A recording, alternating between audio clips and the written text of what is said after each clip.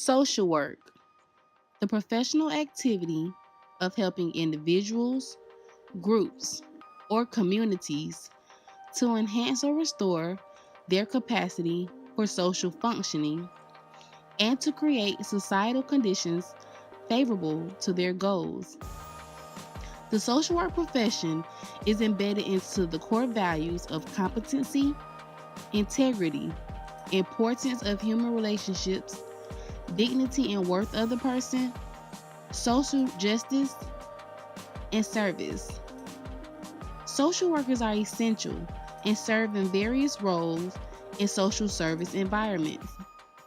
The social work practice is a continuous process, meeting the client where they are, assessing situations, restoring family preservation, and protecting the vulnerable population from harm. One of our most vulnerable populations are children. They're unable to protect themselves from harm, and they are subjected to many forms of abuse and neglect. The child welfare system is designed to ensure that children are safe. For many years, social workers in the child welfare system have been given the label of baby snatchers. Yes, they do remove children if they are in unsafe environments. However, the mission of the child welfare system is to continue to keep families together. Child welfare is a dark battlefield of social work, and only the strong survive. Hello, I am Eboni Austin, State Special Investigator with the Georgia Department of Family and Children Services.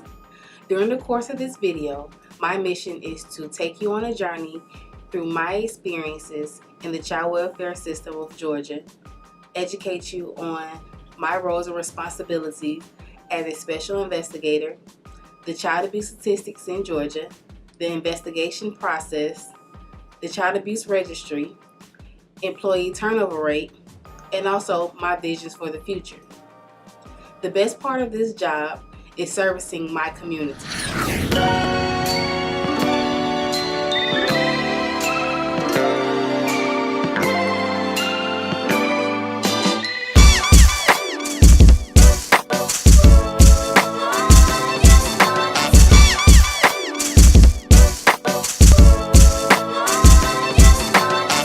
Atlanta, Georgia, Fulton County to be exact.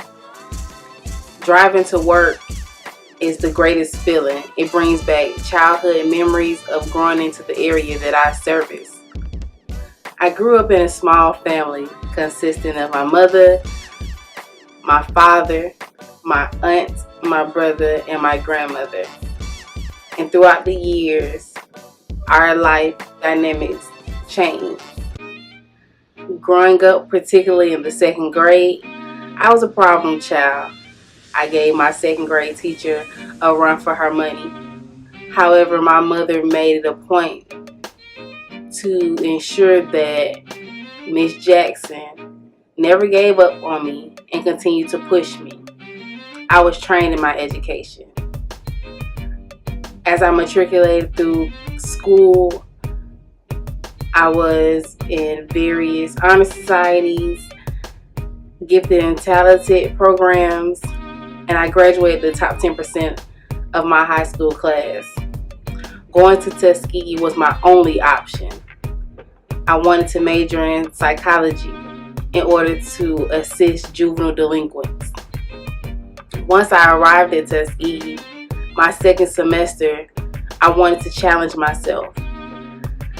I decided to double major in psychology and social work. I met Dr. Gale. Well, she met me first through my transcript. She was extremely impressed in my grades and wanted me to be solely social work. It wasn't until senior year that she discovered that I was a double major. My purpose was to push myself, to prove that I could graduate in 4 years.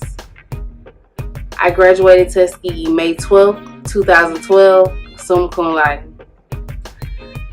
I transitioned to the University of Alabama, where I obtained my master's in social work in the advanced standing program. Soon after, I was hired with the Department of Family and Children Services as a social service case manager. Little did I know what social welfare had in store for me. I love what I do. Most importantly, I love protecting the children in my city. Governor Nathan Deal is vowing change at the State Division of Family and Children Services. The promise comes after the deaths of 2 children despite early contact with Georgia's Child Welfare Agency. A mother in disbelief tonight, mourning the loss of her teenage son. He accidentally shot and killed himself live on Instagram. Detectives are trying to determine how a gun ended up in a child's hands to begin with. The family's holding a vigil outside their home tonight in Forest Park at 7:30. Jeff. My goodness, such an awful story. And some major changes on the way as to how Georgia handles its Division of Family and Child Services. Lawmakers say they're also expecting to bump up that funding for salaries and positions this Police have now confirmed the bodies of 2 teens found inside a Riverdale home Monday night were the result of a murder-suicide. Police tonight not really saying much about this case. They're not saying where this gun came from. They're not telling us if there was a struggle before all of this happened. And again, not releasing a motive. They are now still waiting for the autopsy reports to come back. Georgia father is in jail this morning charged with murdering his young son. The weapon, hot water. By the time police got here, the little boy was dead. The father was pacing around, hysterically, just saying, why me? What happened? What did I do? Developing right now, an apartment complex has shut down its pool. A 9-year-old boy was found unconscious there this afternoon. That boy later died. When I looked around the pool, they had the young man laying on the side of the pool performing CPR. Such a tragic event. And police aren't releasing the child's name, as we mentioned. To understand the kind of trauma that children like that went through and lived in. Police are investigating a deadly home invasion which reportedly left 2 children dead in Clayton County, Georgia. Police say the siblings who were shot to death were in the home with several other children as young as 6 years old. Clayton County Police Chief Michael Register told WSB-TV, "It's very tragic, it's senseless, and not only in the Atlanta area, but in the country. We have got to do something about this violence." Gwinnett County authorities say a man and his daughter disciplined the rest of the family by starving them. Both are now facing murder charges after a 15-month-old baby died. The family's religion may play a role in all this. The children are speaking a different language. They don't speak English. The surviving children are now in state custody. Both died from suspected horrific child abuse by their parents just within the last few weeks, despite several previous Division of Family and Children Services contacts. There were judgments or judgment calls that were made that were just unacceptable. Even with the new hires, DFACS will still be several hundred caseworkers short, ramping up training for caseworkers. People realize that we do need to give them all the help that they can get.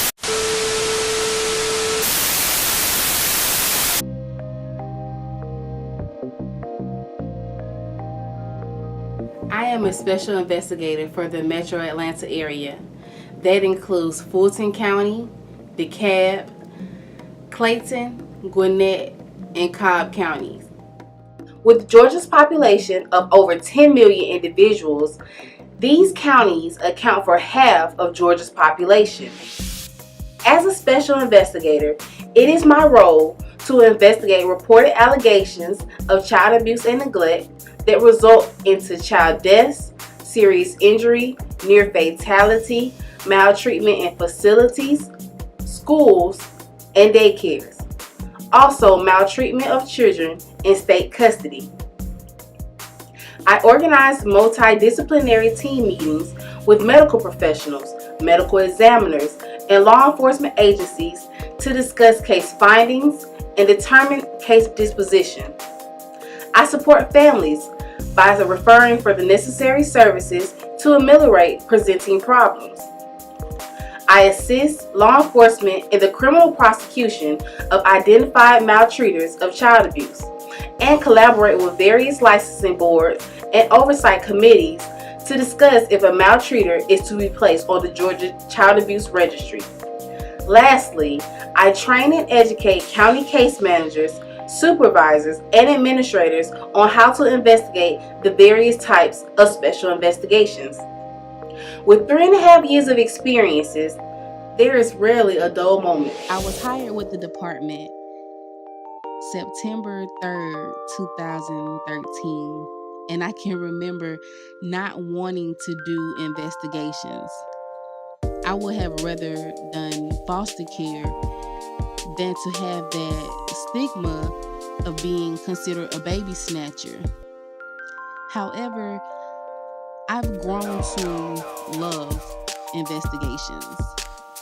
It started with an amazing team, Unit 42. I was surrounded by the most competent, diligent, and respected social workers on my team. And I was truly loyal until I was the last one standing. Everyone left. I can remember nights that we would call each other just to make sure that we made it home or just to discuss the case. There were times that we were left to supervise ourselves when we were in transition between our supervisors. So a lot of my skills were developed extremely early. I transitioned to special investigations May 2016 just to do something different. When I was with the county, my goal was to try to get my cases down. Now with specials, my goal is to make sure I don't end up on the news. It makes me feel like a rush when I get my special investigations, sort of like the first 24, because we have 24 hours to meet with our families to assess safety. Assessing safety during the initial home visit. It is the mission of the department to further strengthen our response to the safety and protection of children. We do this by assessing for the child's safety, well-being, and permanency. We send highly skilled investigators into the field in order to make that initial contact with the family. According to Georgia's CASA, or court-appointed special advocates, every day, 33 children are reported victims of child abuse and neglect. There's over 200 incidents of child abuse reported daily. On a given day, 8,000 children are in foster care. And during the fiscal year 2015, there was over 17,000 children in foster care. That number definitely has increased. It was once said that the work of the investigator is one of the most important and difficult roles in defense. It is dangerous, it's definitely overwhelming, and it can be discouraging. An investigator must possess a non-judgmental attitude and a list of skills. Skills can include active listening, their interpersonal skills, and definitely their writing skills. Documentation is key in the department, and it can definitely make or break you as a case manager. People will read your documentation before they see who you are. So it's definitely important that the investigator ensure that the documentation flows, and it's definitely the work of a college graduate.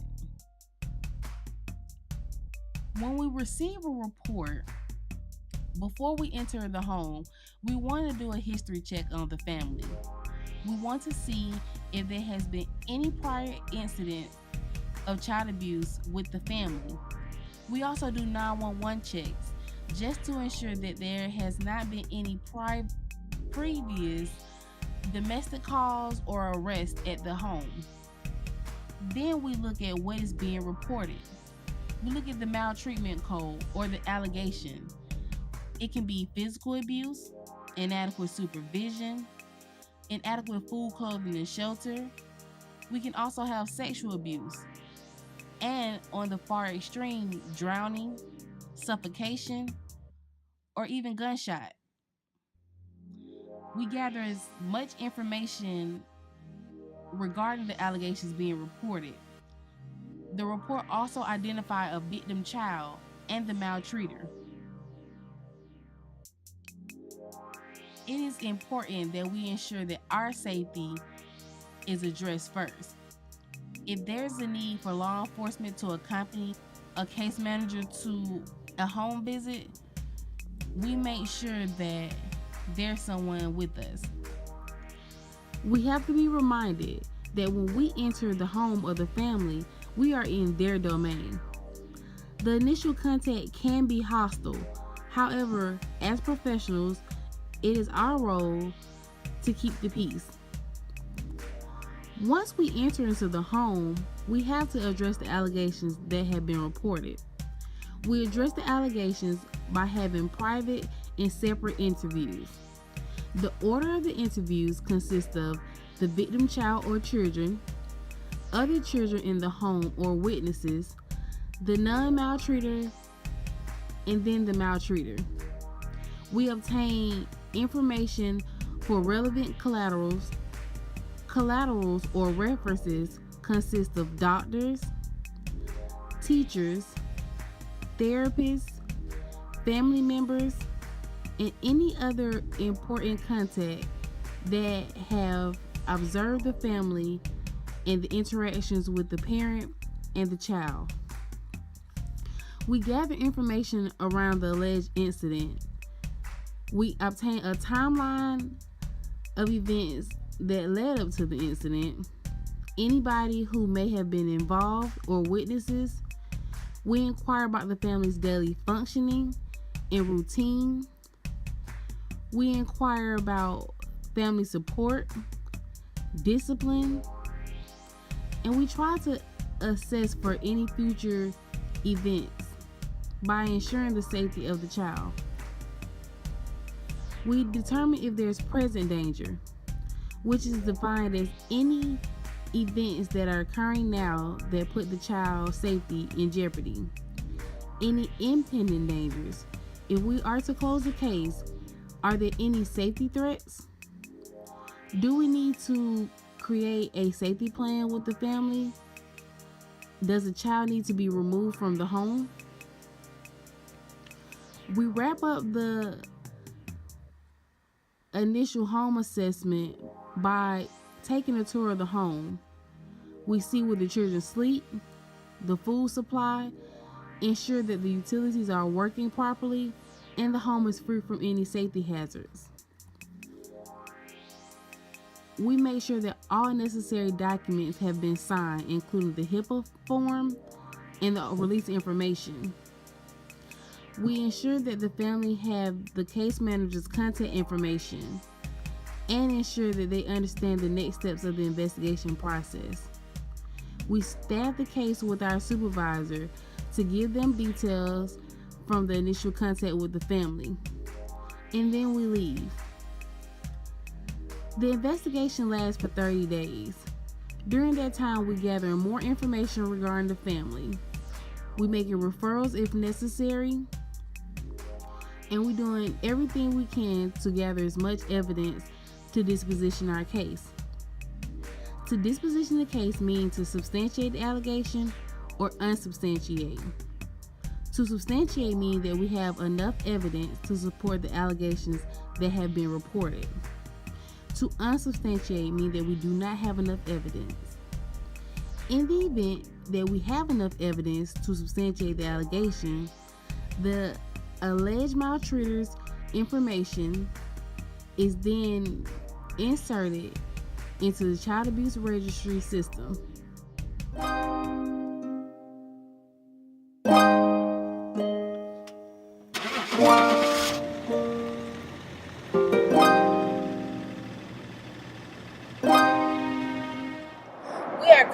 At the Fulton County Juvenile Courthouse.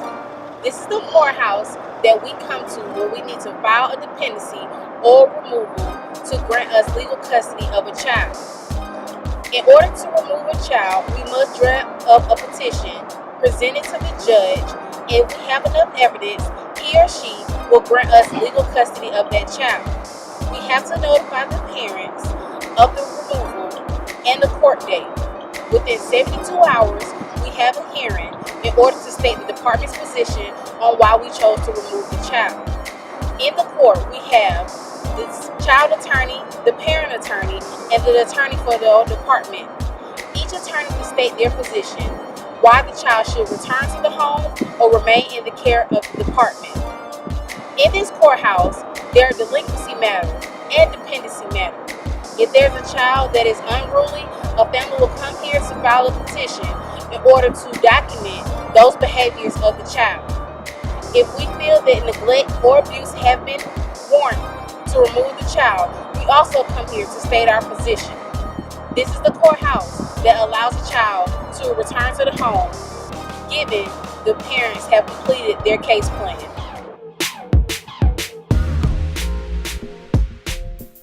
The Child Abuse Registry was signed into law by Governor Nathan Deal in 2015 in order to implement a child abuse registry system.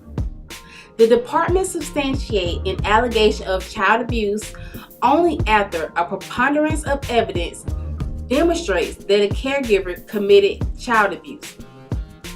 This registry contains names of individuals who have been deemed unfit to care for children. The allegations that have been brought against them were verified to be true. There are various agencies who have access to the Child Abuse Registry. They include schools, daycares, and any other centers providing services to children. The individual is able to appeal the decision. Children who are 13 years of age or older can be placed on the Child Abuse Registry. In 2015, nationally, there were 4 million referrals made to Child Protection Services involving 7.2 million children. Over 1 million children were identified as victims of child abuse and neglect nationally. Among that, over 100,000 reports were made in Georgia regarding child abuse and neglect. Over 30,000 children in Georgia were considered victims, and 113 fatalities occurred in Georgia in 2015. Georgia is ranked 42 in the nation for child well-being in 2016. The recent rise of allegations of child abuse and neglect has come due to the 2014 change in Georgia's reporting mechanism. Now, reports can be made 24 hours a day, online, or through the intake phone number. Now that you have been educated on the investigation process, child abuse statistics, and the Child Abuse Registry, I will take you on a journey of special investigations, a specialized investigation that deals with child death to serious injury, school cases, daycare cases. I will let you know what information that we have to gather in order to assess each type of case. Among all of the special investigation cases, my favorite will be our high-profile cases. Breaking news this morning, we are just getting in some horrifying details. Police are on the scene of a home invasion in Clayton County. 2 children we learned were killed here, a 15-year-old boy and an 11-year-old girl. Their parents were out, we believe, out on the town. This was around 5 a.m. this morning when one of the children called 911 and said they're charged with child cruelty. The stepfather is accused of beating the toddler, and the mother allegedly didn't do anything to stop it. According to arrest warrants, DJ's stepfather, Dontavius Carter, beat the child because he couldn't count to 15. The loss of DJ hits close to home. Breaks my heart. I have a 6-year-old and a 3-year-old myself, so it's devastating. We receive reports of a child death when there is suspicion that abuse and neglect played a role in the death of the child. Reports can come from law enforcement or the hospital. Once the case has been received, the investigator contacts the medical examiner's office in order to get the time of death. The time of death satisfied as the initial contact with the victim child. It is at the discretion of the investigator whether he or she will sit in while the autopsy is being performed. Once the autopsy has been completed, the cause of death is given. Special investigators handle several causes of death of our children. Causes of death can include homicide, suicide, suffocation, drowning, or even severe physical abuse. Law enforcement is still involved in the event that an arrest needs to be made. For criminal prosecution, law enforcement will arrange for forensic interviews to be conducted on any children that may have witnessed the incident to serve as evidence. We enter the home, speak to all household members, and assess the safety of any surviving children. We take pictures of the incident site and determine how the child was positioned when he or she was found. After we gather the information from the home, we contact the doctor to ensure that the child was up to date on any well checks and shots. If the child is school age, we contact the school to determine if there were any educational concerns. And also, we assess the parental protective capacity. We determine if the family have any prior history with the department. If the family had any prior CPS reports of child abuse and neglect within the past 5 years, the Office of Child Advocate will arrange for a child death call. The purpose of the child death call is to gather information of the presenting situation and any history that the family have. The current investigator and any prior case managers and their supervisors are invited to the call. Not only does OCA investigate the death of the child, they also investigate any employee that may have been negligent on a prior case with the family. There have been investigators and case managers, also supervisors, that have been terminated or asked to resign from their position due to negligence. It is my role to ensure that justice is served for that child. At the conclusion of our investigation, we ask the family if they are in need of any services. Services can include grief counseling in order to cope with the loss of their child. We move towards closure if there is no further concerns with the family.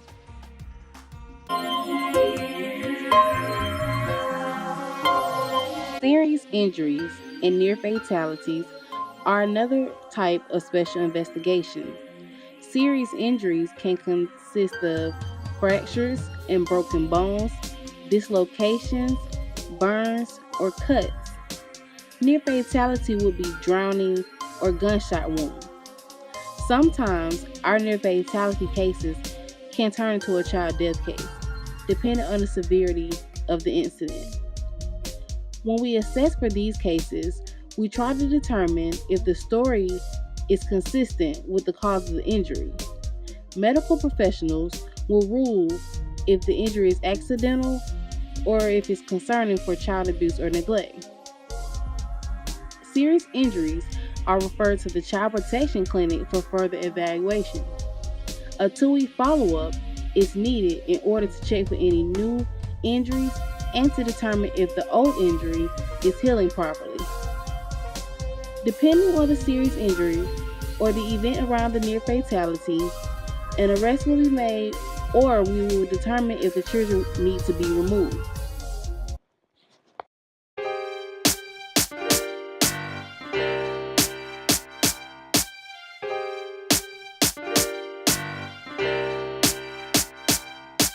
Can you recall an incident in which you were in school and you observed a teacher hitting a student? I know I can.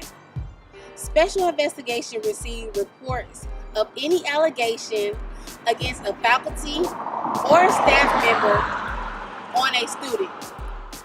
From the simple tugging of the ear, a push, or a slam to the ground, we investigate that allegation. We come into the school, we speak to the child and any students who have witnessed the incident. We speak to the alleged maltreater, the principal, the social worker, and also any teacher of that child.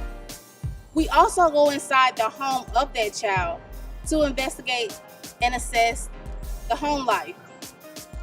We gather information to see if the alleged maltreater had any prior incident of any physical contact against another student in the past.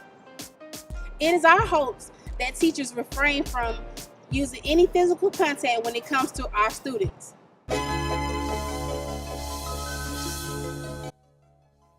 Another type of special investigation case is maltreatment and care. These cases involve any allegations made regarding our foster care children. The allegations can be made against the foster parent or the biological parent, despite the child being in foster care. Once we receive a report regarding allegations on our foster children, we make immediate contact with the child. We determine who's the alleged maltreater. If it is the foster parent, we contact their oversight committee to determine if the foster parent had any prior allegations made against them. We determine if there had been any policy violations or any corrective action plan. We contact the foster care case manager to determine if the child is receiving any services. We follow up with the service provider to ensure that there were no concerns in the home with the foster parent. If the allegations are made against the biological parent, we make sure that we make a note of the concern and present it the next time we go to court. Allegations made against the biological parent can hinder them regaining custody of their child. At the conclusion of our maltreatment and care cases, we have a dispositional staffing, which consists of the foster care team and the special investigation team, to provide a case finding and any recommendations for that child or their foster parent. We want to ensure that we continue to protect our children, even while they're in our care.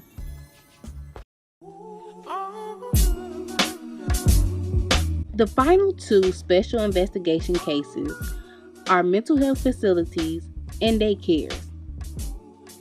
Reports are made on the facility or daycare when there is an allegation that a staff had an inappropriate contact with a child. When we enter into these facilities, we speak to staff or witnesses to the incident. We also contact the oversight committees. For mental health facilities, it is the Department of Community Health. For daycares, it is right from the start. We determine if there were any previous policy violations. In regards to the maltreater, we contact their references, old jobs, just to see if there had been any issues prior. Upon completion of the case, we determine if that staff member needs additional training or if they need to be removed from their position. Special investigations definitely make me feel like a detective.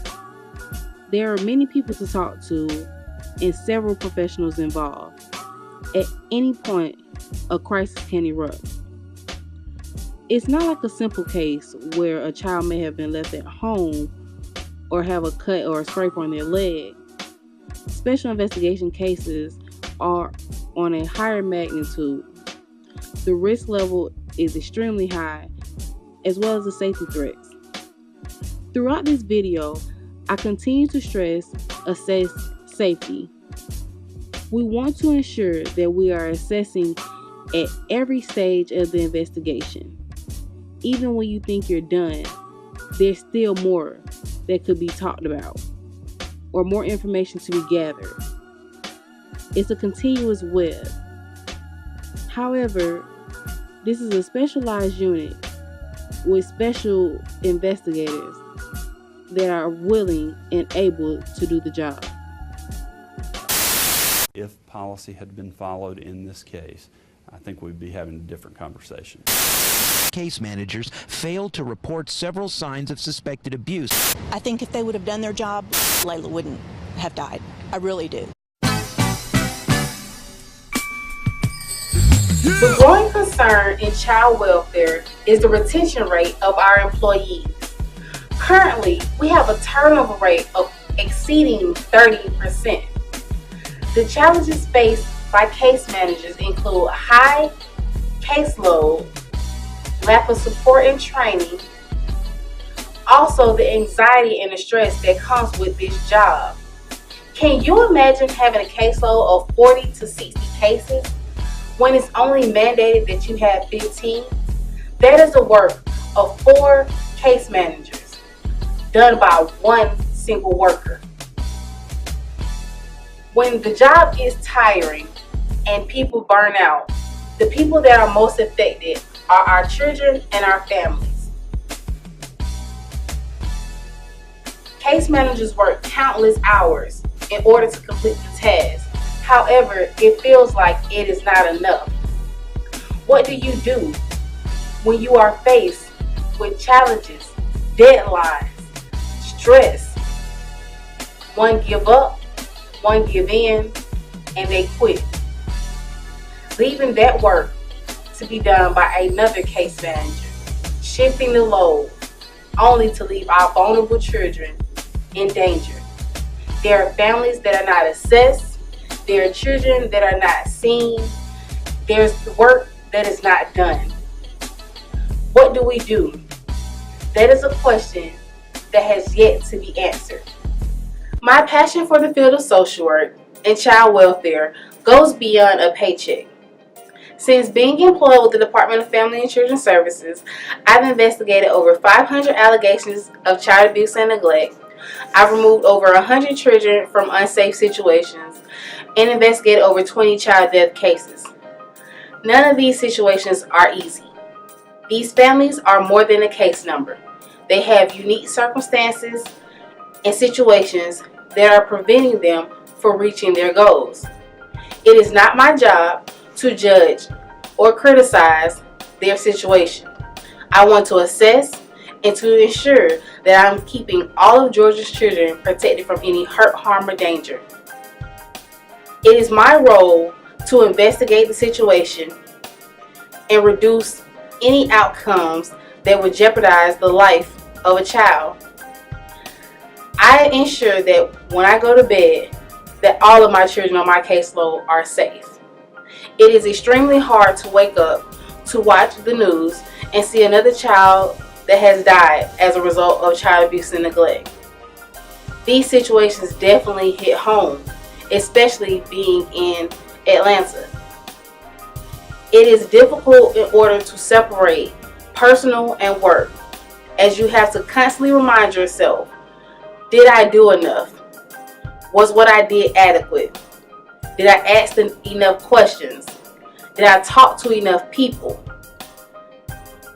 These are things that you will never fully understand until you are in the belly of the beast. Child welfare is a dark side of social work that no one wants to tap into. It's a thankless job. A lot of us put our lives on the line to ensure our children are safe.